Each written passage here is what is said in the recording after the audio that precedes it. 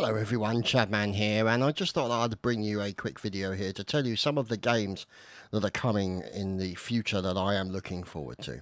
Well, what can I say? Firstly, in that list, Mount & Blade 2 Bannerlord. Well, obviously this game is going to be on the list considering how much content on my channel has been featuring this game's predecessors. There are some among the community who are frustrated there has been no really indication of a release date, especially as the game was announced quite some time ago.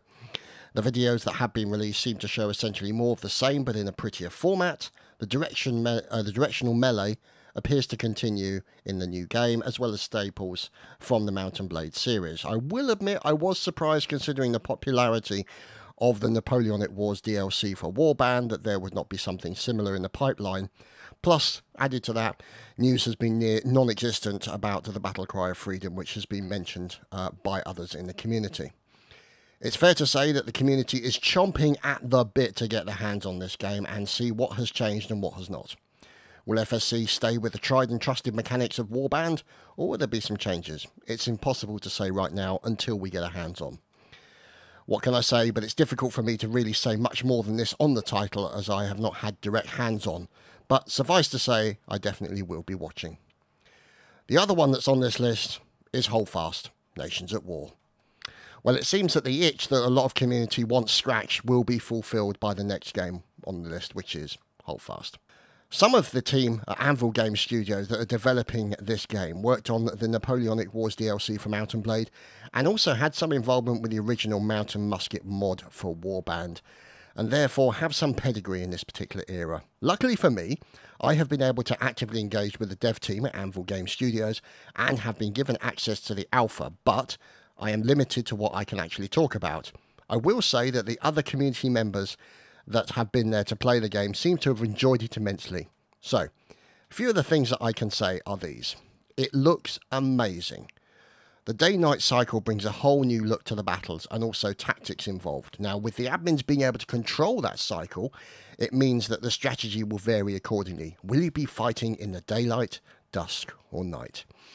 Another thing that I know the Warband community is big on and obviously has concerns about Holdfast is melee combat. Now, I have experienced multiple community members doing melee against each other and breaking it down into very fine detail so as to be able to give directed feedback to the developers. So examples of that would be, oh, that feels right, or what feels off, how the melee works and such like. And bear in mind that the devs are taking this all on board and making changes accordingly.